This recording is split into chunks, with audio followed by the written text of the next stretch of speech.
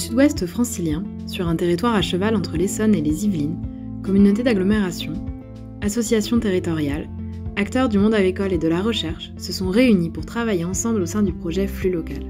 L'objectif ? Améliorer la durabilité du territoire en favorisant la production et la consommation d'aliments locaux et l'utilisation, pour enrichir les sols, des déchets organiques produits localement. Quelles matières organiques sont disponibles sur le territoire ?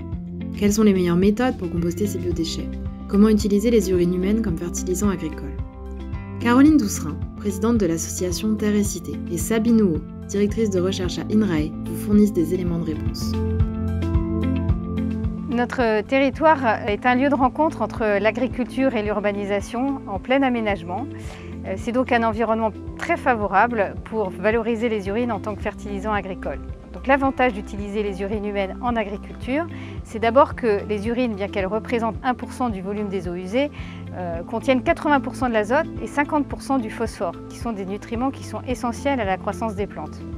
Ça fait moins d'azote et moins de phosphore dans les stations d'épuration et donc on économise de l'eau et de l'énergie dans le retraitement des eaux. On limite en tout cas la pollution des cours d'eau. L'urine permettra aussi de remplacer les engrais azotés et chimiques, ce qui diminue la dépendance au gaz naturel étranger et augmente l'autonomie du territoire. C'est donc un apport important à l'économie circulaire. Les objectifs de ce projet sont donc de construire une filière de valorisation agricole des urines qui soit efficace et pérenne et en parallèle d'améliorer la durabilité des pratiques agricoles et agronomiques sur le territoire. Alors des entretiens ont été menés en 2021 auprès d'une quarantaine d'acteurs du territoire, le but étant d'identifier les besoins, les freins, les opportunités pour valoriser les urines humaines en agriculture et ainsi anticiper un changement d'échelle de cette technique.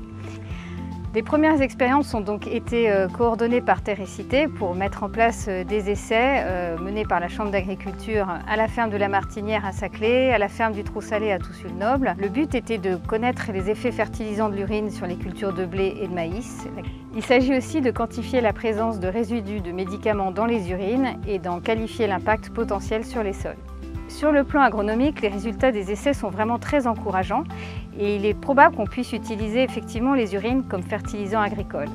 Pour la suite, il reste des étapes importantes de la filière à consolider, les questions de transport, de stockage ou encore de transformation.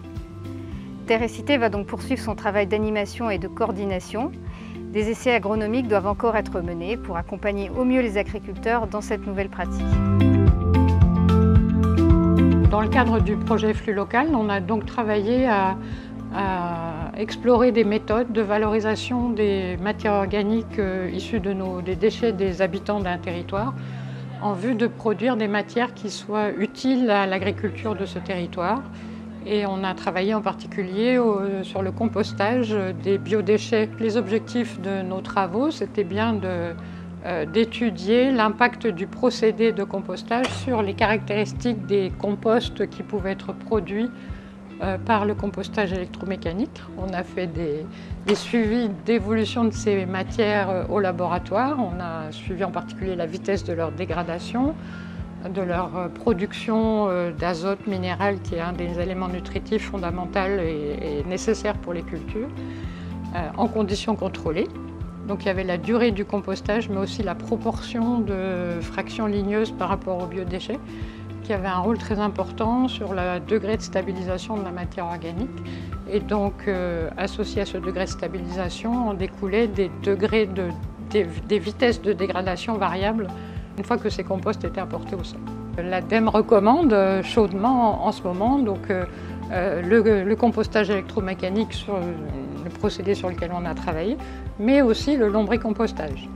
Et donc ça, je pense que ça serait une filière très intéressante à étudier et à essayer de développer sur le territoire du plateau de Saclay parce que ça produit une matière qui est aussi très intéressante pour l'agriculture.